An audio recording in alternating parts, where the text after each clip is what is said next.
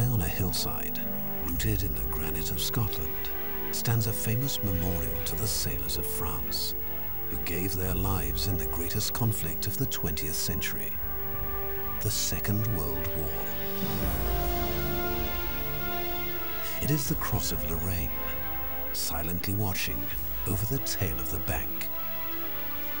As the decades have passed, this great cross has continued to salute the fallen. Below its towering presence lie the towns of Greenock, Gourock and Port Glasgow, Inverclyde. Today it is also an international symbol of this part of Scotland. Indeed, it is part of the very fabric of the place. It is also an icon to peace, a symbol of freedom, and a constant reminder of the struggle, valor and victory of all who worked here and sailed from here in defense of a decent way of life over half a century ago.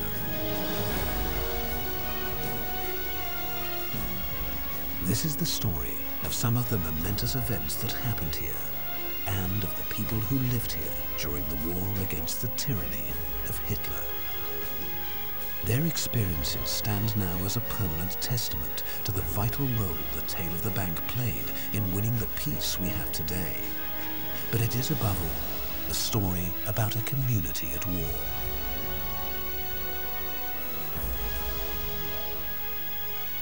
Nowadays, when you walk along close to the river, your eyes may catch a young boy dreaming of the lure of the sea, watching majestic liners weighing anchor, or the sleek hull of a Royal Naval submarine slipping out of the Clyde to the oceans of the globe on its secret task.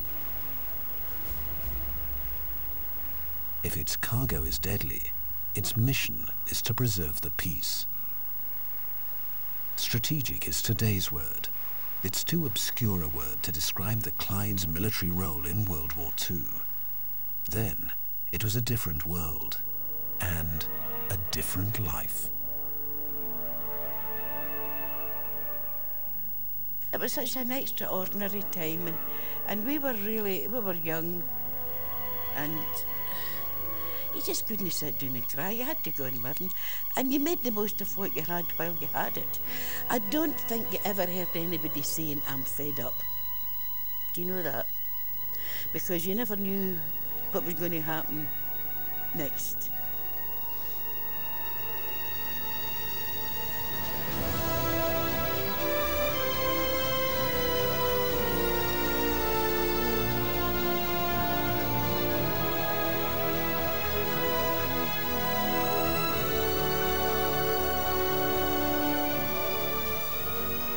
The Clyde in 1941 was a river full of ships of every size and type.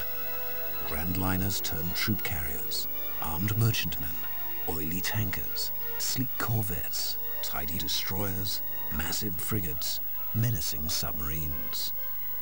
The Clyde was Britain's lifeline. Clyde pilots moved over 500 million tons of shipping during the conflict. The port of Greenock unloaded almost every type of item imaginable to sustain the war and sustain Britain. Day in, day out, great armadas came and went on the long round trip from the Clyde to America. Each and every one braved Atlantic waters, where at any moment attack could come from German U-boats or aircraft. Once past the cloud-shrouded peaks of Arran and inside the submarine boom that stretched from the Cloch Lighthouse across to Dunoon, weary sailors felt safe from the terrors of the open sea. But it seemed all too short a time before the command to make steam was telegraphed down to the boiler rooms. It's hard nowadays to imagine what life was like then. The sacrifice, the live-for-today feeling, the comradeship, the motivation. Back in those dark days on the Clyde, the late Jim Burniston, a talented local musician, was moved by what he saw and felt inspired to interpret the emotions and events of his time into music. In this archive recording, Jim describes this lasting and emotive tribute to the convoys and to a river that changed the course of history, the Convoy Concerto.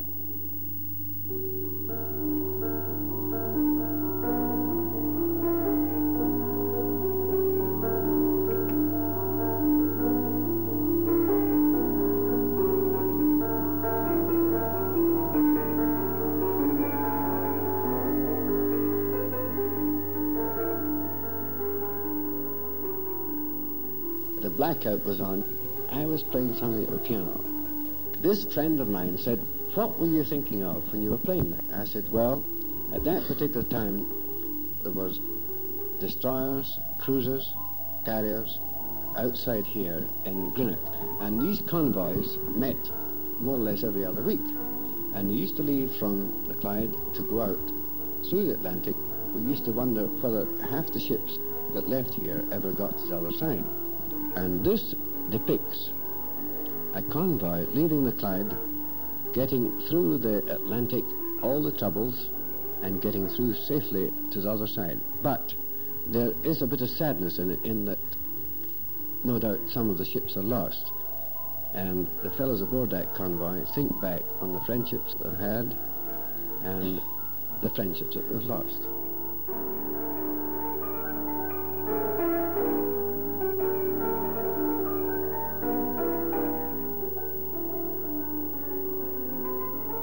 Over 50,000 Allied sailors lost their lives in the battle for the Atlantic.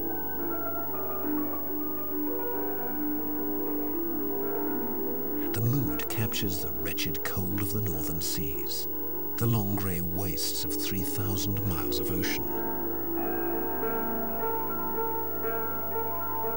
It breathes fear and eternal watchfulness. It speaks of sudden explosion and sudden death. At its end, it celebrates the triumph of arrival and survival.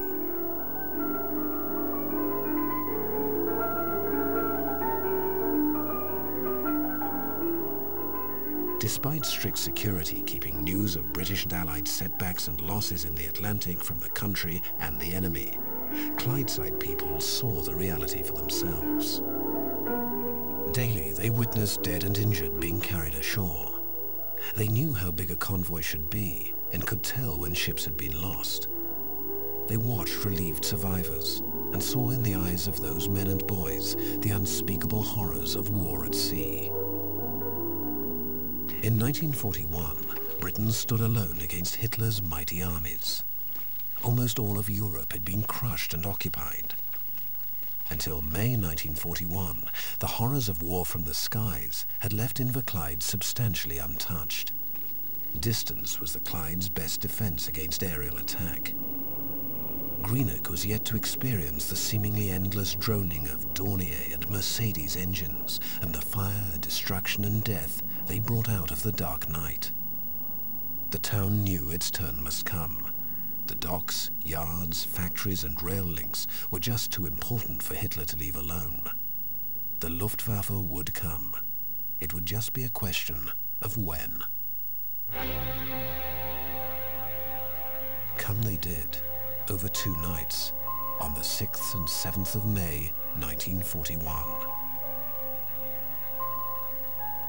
The story of those nights is told here through the voices of ordinary people who lived through extraordinary times. Some were schoolchildren, others apprentices. Whatever they were all making their contribution to fighting the war and winning the peace. A peace that allows them today to look back in the undoubted knowledge that the freedoms they have enjoyed for over 60 years are all the more preciously held because they helped win them. 21 Lyndoch Street down to this supposedly slightly bigger house, and my granny, she came to live with us. She had stayed in a wee house of her own, Lyndoch Street. So this, we were all shifted down there just prior to, you would say, the Blitz. Well, I was in the first aid section in the east end of Greenock, down at East Hamilton Street, just behind wee Dublin, which is of course an area which was known to all EastEnders. As a young lad, I served my apprenticeship in the torpedo factory, and of course to get to the torpedo factory, which was situated at the Battery Park, we had to get buses from the east end of Greenock to the Battery Park and then a bus back at night. And during the war we worked from 8 o'clock in the morning till 8 o'clock at night. The torpedo factory was of course where we made torpedoes for our submarines to aim at German warships. I was called out of the torpedo factory into the Navy, and I'm afraid, fortunately, during the 2.5 years I was in the Navy, I saw far more action in the 2 nights of the Blitz than I saw in the 2.5 years in the Navy. I was very fortunate indeed. I was a crane driver. I was a hoist away lassie. You did everything with signals and signs. You either went to the forces or you went to industry. And this being so much engineering, etc., a lot of the girls were sent into that kind of work. And it was quite an experience. And you see, Archie was my slinger. He was the man that put the rope round the job. And I was supposed to answer to a whistle. But you'd hear Archie's voice through all the noise shouting, "Come on, hen." There was a great sense of humour. Archie, he was off farming stock, and he was nicknamed Coo Heels. You see, it was things like that. It was really witty. And Archie was a great fella. Archie and Jock were my two mates. I know it sounds crazy, but they were my two mates, and they were absolute devils. Archie was a sweetheart, and being off farming stock, his wife could make. I mean, things were so scarce, it's unbelievable. But she could make big soda scones, and she could make a bit of butter out of milk that none of us could do. So Archie used to bring this in, and Jock and Archie and I used to sit up in my crane and we'd have soda scone and butter, a big treat. In the early days of the war, air raid alerts were frequent. Visits by single planes caused destruction and some deaths in late 1940 and in spring 1941.